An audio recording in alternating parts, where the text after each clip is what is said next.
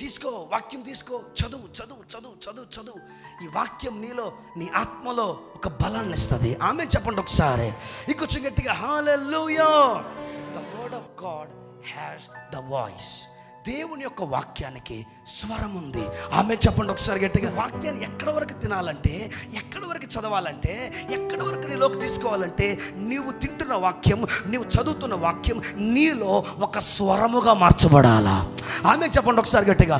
మనుషుల మనసులలో, మనుషుల హృదయాలలో అనేక స్వరాలు వినిపిస్తుంటాయి. ఏంటా స్వరాలు? నువ్వెందుకు పనికిరావు, నువ్వేం చేయలేవు, నువ్వు అనేక మంది చేత తృణీకరించబడ్డావు, నీ సేవకుడి చేత తృణీకరించబడ్డావు, బంధువుల చేత తృణీకరించబడ్డావు, నువ్వంటే ఎవరికి ఇష్టం లేదు, ఎవరు నేను దగ్గర తీసుకో, నువ్వు ఎందుకు పనికిరాని దానివి, నువ్వెందుకు పనికిరాని వాడివి అని అనేక స్వరాలు నీ లోపల వినిపిస్తూ ఉంటాయి. కానీ ఐఎమ్ టెల్లింగ్ యూ, ఈరోజు నేను మాట్లాడుతున్నాను, అటువంటి స్వరాలన్నిటినీ నీ వాక్యం తింటుండగా, ఉపవాసములో వాక్యాన్ని భుజిస్తుండగా, ఆ వాక్యం యొక్క స్వరము అపవాది స్వరమును నిశ్శబ్దం చేయబోతుంది.